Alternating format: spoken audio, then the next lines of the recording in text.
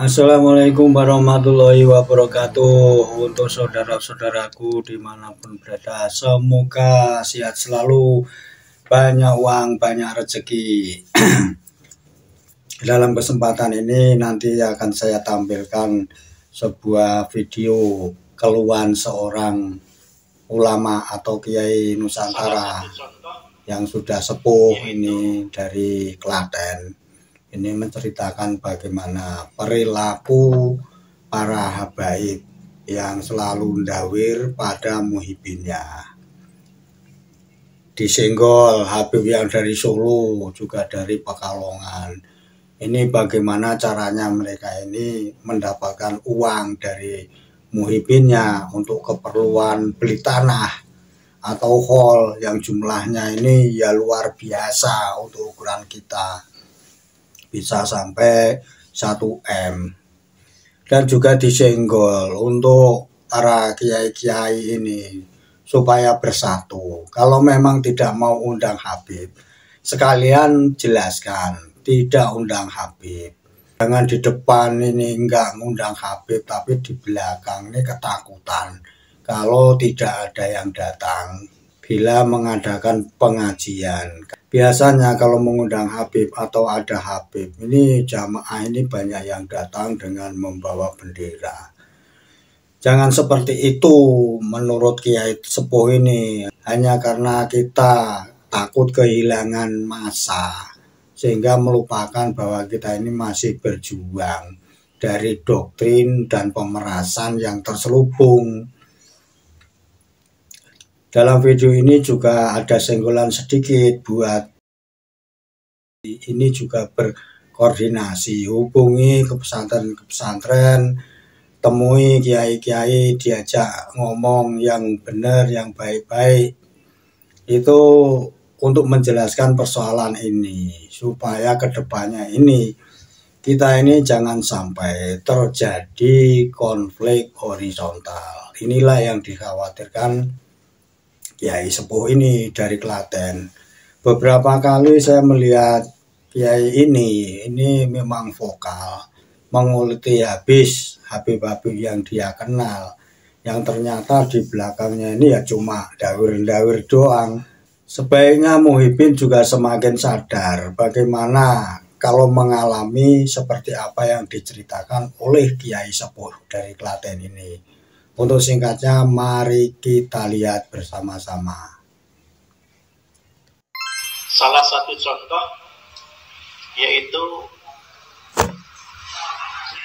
di pondoknya Habib Novel itu ternyata ada muhibin datang ke tempat saya, laporan bahwa setiap bulan itu terus dikejar harus setor. Bukan beli tanah jadi terus, jadi harus bayar. Saya masih punya hutang 800 juta untuk tanah sana masih belum terbayar. Jangan kurang ajar, ini benar-benar bangsa Indonesia itu dimiskinkan oleh para Habib. Jadi itu sudah termasuk apa itu teori nasional. Jadi bagaimana muhibin itu miskin semua. Tolong ya, jangan dimasukkan. Terus juga kan meeting Bambang, saya tahu persis tenaganya yang disuruh nyari uang karena diserai oleh Habib Lutfi pada saat kalau kamu harus cari uang 1 miliar. Sehingga benar-benar sopirnya Bambang lari ke Surabaya, ke Jawa, nagih itu karena target itu harus tercukupi sampai 1 miliar untuk muktamar apa itu Jerman. Nah ini kan berarti kurang ajarnya luar biasa. 1 miliar harus wujud untuk memenuhi target sampai sopir. Lah yo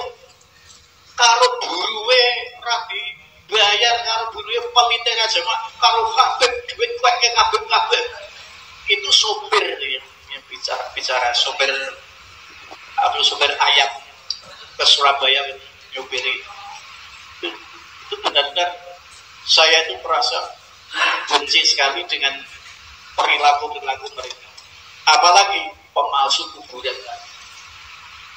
Ini kenapa orang-orang kita diam saja nggak memasukkan ke ranah hukum? Ini mestinya kan harus sudah masuk ranah hukum. Karena apa?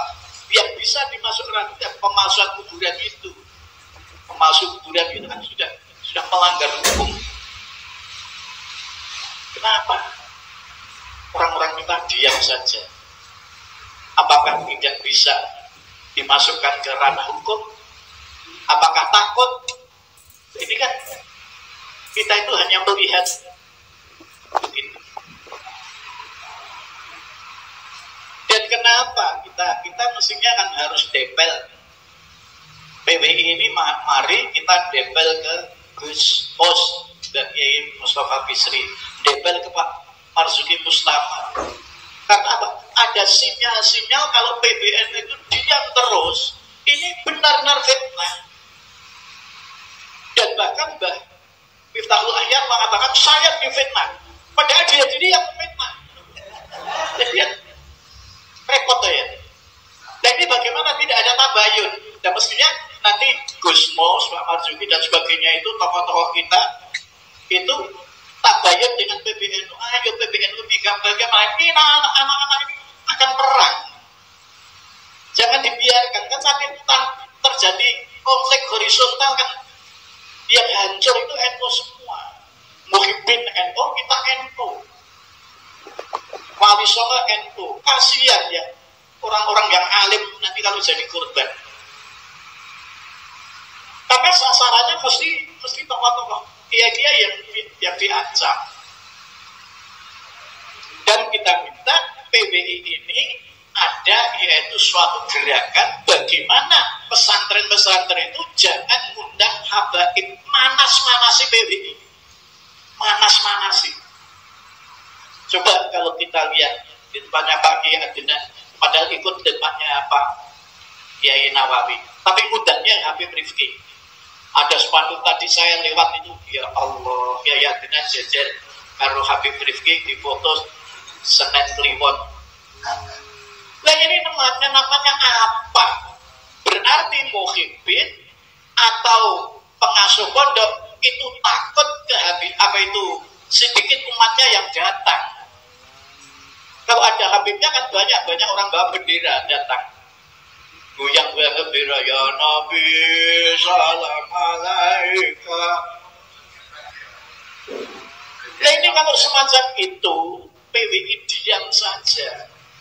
Maka saya mohon ada silaturahmi ke pesantren-pesantren untuk dimohon tidak mengundang Habib. Kira-kira berani enggak ini PWI?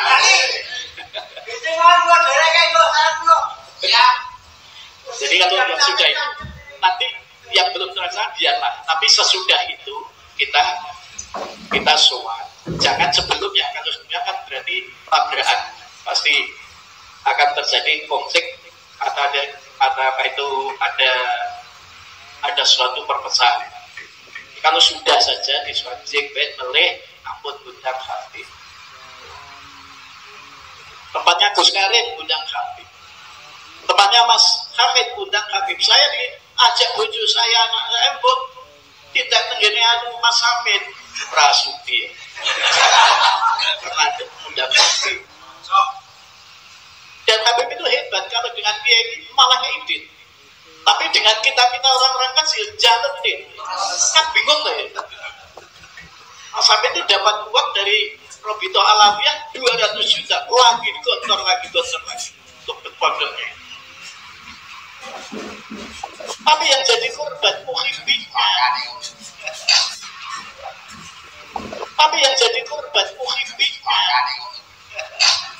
Inilah yang kita sangat prihatin bahwa ini adalah sifatnya adalah nasional, dimanapun begitu. Sehingga banyak para muhibbin itu yang penting iso ngai Habib senajan bojo anake ora digagas. Itu banyak semacam itu. Maka bagaimana kita menyelamatkan apa itu bangsa Indonesia dari kekerasan dan kekejaman para habaib. Kemudian saya kebetulan apa itu ngaji di Magelang. Kebetulan yang baca sholawatnya itu adalah Habib apa itu Al-Idrus. Nah itu Yai, saya itu kemarin ke tempatnya Haji siapa itu? Haji siapa? Saya lupa namanya. Mobilnya banyak sekali. Pak Haji, saya mobilnya minta satu. Langsung porturnya itu kayak berikan pada saya. Padahal itu sebenarnya kalau kita melihat itu ada wirid-wirid sebelum datang itu sudah diasma'i, sudah pakai semacam wirid. Saya jagongan dengan Gus Abdullah Sa'ad. Abdullah Sa'ad itu wiridannya Habib Lutfi itu benar-benar mulai berjam sampai subuh wirid. Ini mengharapkan saya ingin uang 1 miliar. Begitu Pak Abdullah Sa'ad di kamarnya Habib Lutfi itu satu kamar dengan Habib Lutfi, tasbih itu langsung sak tengok itu langsung puncal gitu. Sing noto ngelusi 10 slot di tengke siji Pak Abdullah Sa'ad. Begitu sampai sholat subuh ada orang memberi uang, datang mobil kemudian bawa uang 1 miliar. Jadi ini apakah lillah, apakah itu sudah dituju ilaruhinya ini? Yang namanya sekarang kan model-model mahabbah kan banyak sekali. Jadi kita khawatir kalau seperti apa itu Pak Bambang sekarang jadi bangkrut, jadi habis uangnya, jadi bangkrut, dan juragan PT-nya udah toko-tokonya tutup semua. Itu ya gara-gara gitu. Oleh karena itu kita sebenarnya ingin menyelamatkan bangsa kita. PBI ini benar-benar menyelamatkan bangsa, terutama para muhibbin itu jangan sampai terkuras pada para habaib. Kenapa? Rata-rata habaib gak kerja.